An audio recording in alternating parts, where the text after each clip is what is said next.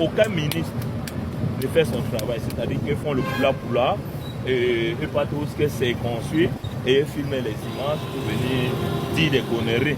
Au lieu du carrefour Muzik à Bonabiri, la situation reste tout aussi difficile. La route en mauvais état ralentit considérablement le trafic. Parsemée de nids de poules, la chaussée devient un véritable piège pour les automobilistes. Un environnement peu favorable à la fluidité qui contribue à rallonger les embouteillages dans cette zone. À quelques mois des élections présidentielles, cette situation soulève des interrogations. L'opinion s'interroge. Ce climat de tension et d'exaspération peut-il impacter la perception du pouvoir en place? Point d'interrogation. Salut à tous et bienvenue sur notre chaîne YouTube, les rendez-vous africains. Aujourd'hui, c'est un petit coup de gueule que nous allons faire aux Camerounais et particulièrement aux membres du gouvernement camerounais. C'est une honte pour nous Camerounais de voir l'état de nos routes ainsi délabré à la veille de l'élection présidentielle. On dirait que le pouvoir en place n'a même pas honte.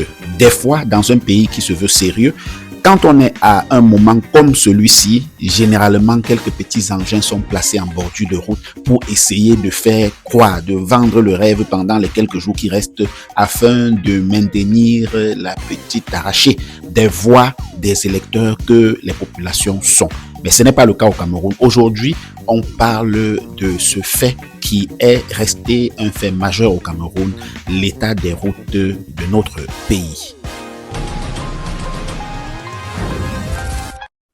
Bon, cette vidéo ne va pas mettre long. Dites-nous ce que vous en pensez en commentaire. Surtout, n'oubliez pas de vous abonner sur notre chaîne WhatsApp que nous avons créée et que nous allons mettre le lien en premier commentaire et en description. Donc, abonnez-vous. N'oubliez pas aussi de vous abonner sur notre chaîne YouTube que voici, parce que les algorithmes signalent que beaucoup de pays, les Centrafricains, les Camerounais même, ne sont pas abonnés à cette page. Ils suivent beaucoup, mais ne sont pas abonnés. Abonnez-vous. Pourquoi vous faites ce genre de choses? Abonnez-vous.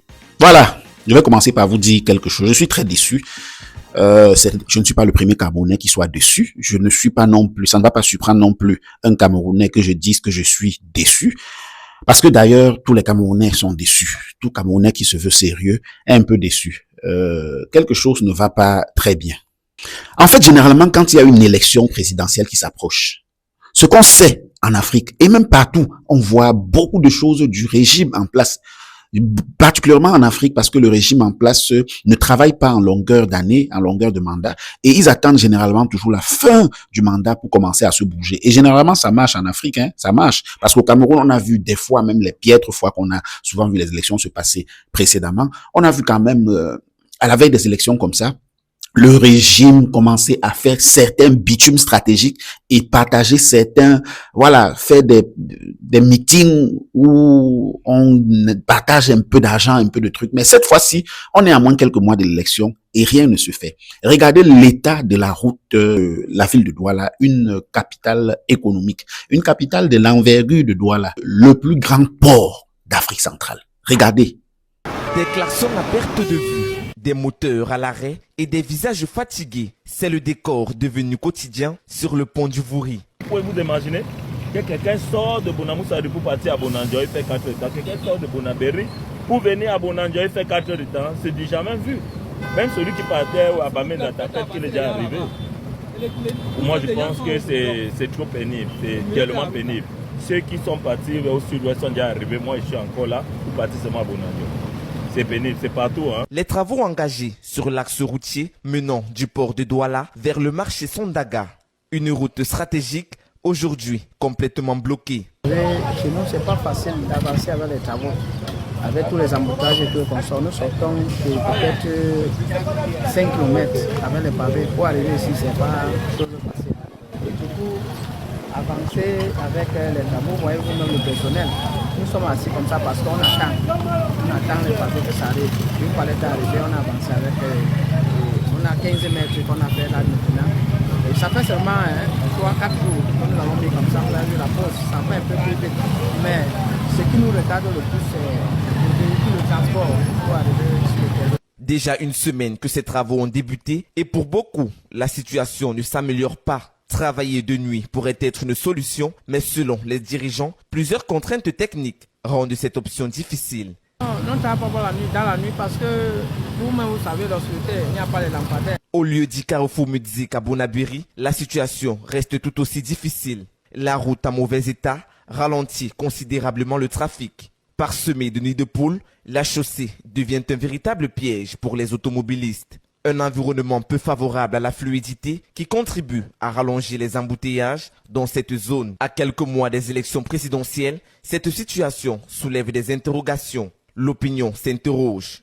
Ce climat de tension et d'exaspération peut-il impacter la perception du pouvoir en place? Les marchandises de la République centrafricaine et du Cameroun passent par là. Et même certaines marchandises du Gabon, parce qu'il y a certaines marchandises du Gabon qui passent quand même par là. Ce n'est pas pour... Le Gabon a des grands ports, mais il y a certaines marchandises du Gabon qui passent par là. Hein.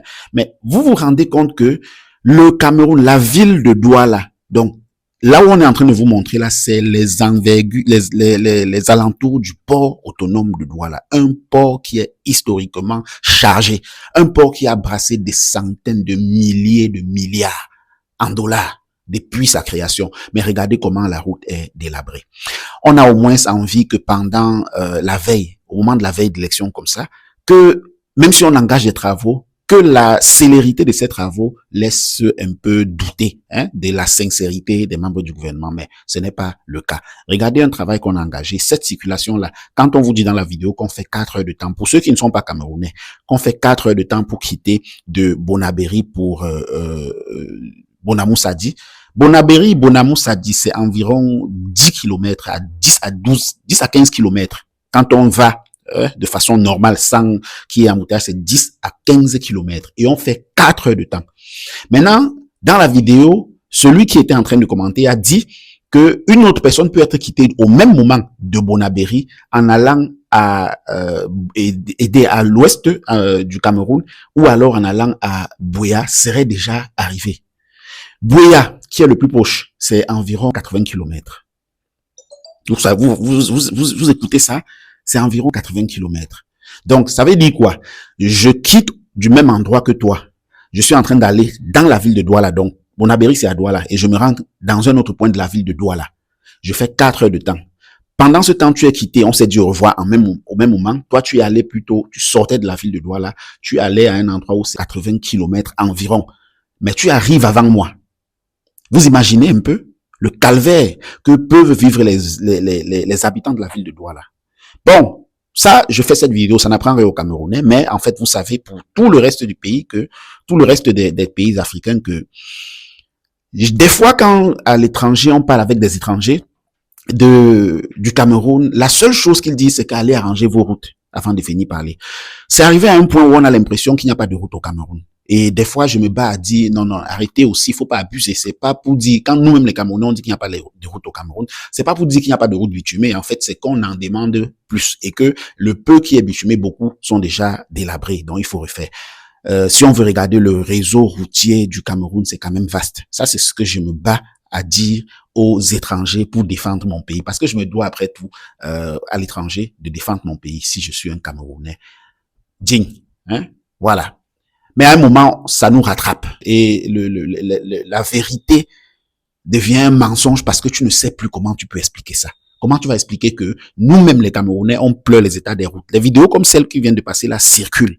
Les vidéos comme celle qui vient de passer là circulent, mais tu vas réussir à dire qu'il y a des routes au Cameroun quand on te dit que pour quitter d'un point de la ville de Douala, la capitale économique, à un autre, on fait 4 heures de temps. Dites-nous ce que vous en pensez en commentaire. Est-ce que vous avez la chaleur du cœur comme moi quand je vois ces états de route, quand vous voyez ces états des routes là au pays? Est-ce que vous avez foi que les choses vont changer? Est-ce que l'élection présidentielle qui s'annonce au Cameroun vous donne un peu d'espoir? Est-ce que on va s'en sortir? Point d'interrogation. Dites-nous ce que vous en pensez en commentaire. C'est toujours avec un grand plaisir que nous vous faisons des vidéos comme celle-ci. On va se dire à bientôt.